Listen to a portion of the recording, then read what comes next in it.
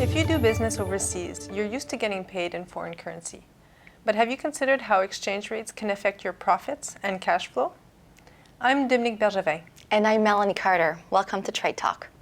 Today we're going to explain how to protect yourself against losing money when the exchange rates shift.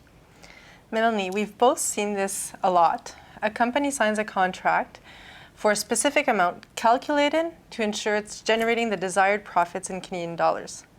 But the contract is in a foreign currency like the euro or the US dollar. By the time the company gets paid for the contract, the Canadian dollar's value has dropped, and so has its profit margin in Canadian dollars. That's right. So say you make a sale to an international customer in January, and at that time the Canadian dollar is at par with your customer's currency. Based on this exchange rate, you expect to receive 1 million Canadian dollars. Yes, but if you aren't paid until February, or even later, the exchange rate may shift. Even by just a few percentage points, your customer's currency could have a higher value than the Canadian dollar, and then all of a sudden, you will be getting less than 1 million Canadian dollars. Some companies have asked me if it's possible to make money off of these fluctuations. If you're lucky, you can, but I don't know a lot of companies who plan their sales against unpredictable currency markets. It's too much of a risk. There are ways to protect yourself. Like any risk, it's important to develop a plan to manage foreign exchange risk. Let's hear from an FX expert on the steps you can take to build FX risk management into your business. Hi, Jean-François. Hello, Dominic.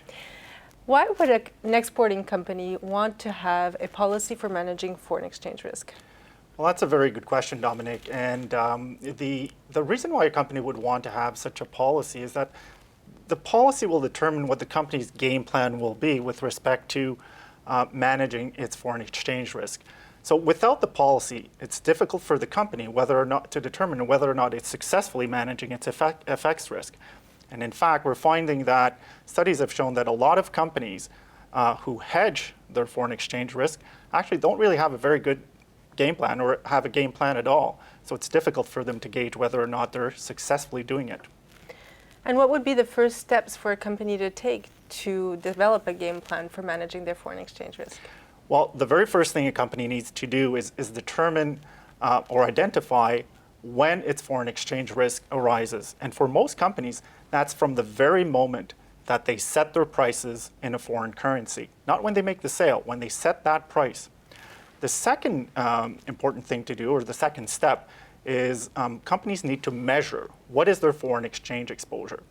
And for most companies, that simply means looking at what are their sales in that foreign currency for a given period of time, and what are going to be their expenditures for that same period of time, and netting the two.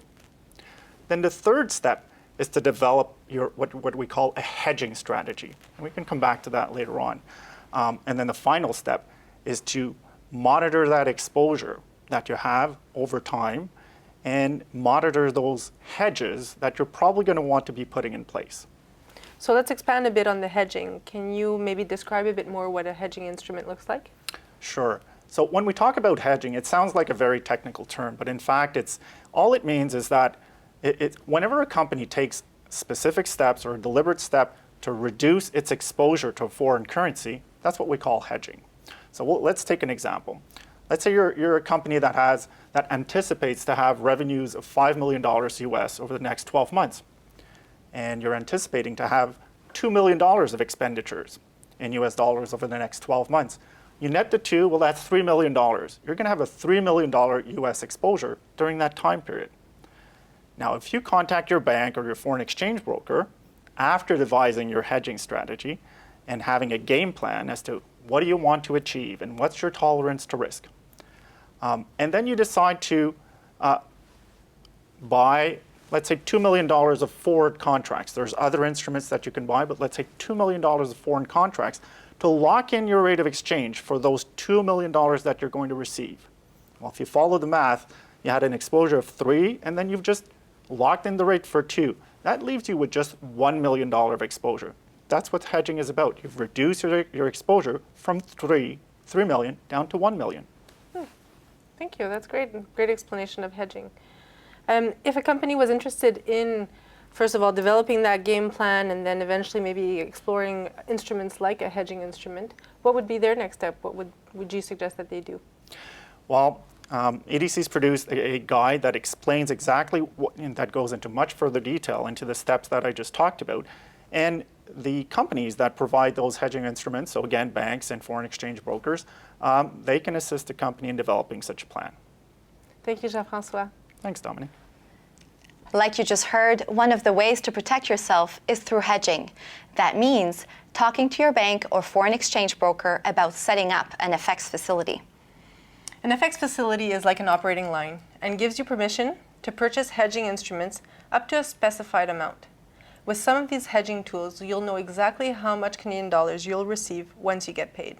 Let's say you use your FX facility to purchase a series of forward contracts from your bank for a total of $3 million. The forward contracts will allow you to lock the exchange rate for a period of 1 year or longer. This means that for the next year, you can exchange US dollars at a predetermined exchange rate for up to $3 million. There is an important thing to remember here. Just like a line of credit, most banks and foreign exchange brokers require security for an FX facility, usually around 15% of the total amount. That can eat into your access to cash, but EDC can help. Exactly. We can work with your bank to guarantee 100% of the security, thereby freeing up working capital so that you can actively manage your foreign exchange risk to protect your hard-earned profits. Doing business abroad means getting paid in foreign currencies, and that can put you at risk. Let EDC and your bank help make exporting more predictable and more profitable. For more information, visit us online at edc.ca. On our next Trade Talk, we will look at the risks and challenges of exporting to the US, one of our largest trading partners. Until then, keep talking trade.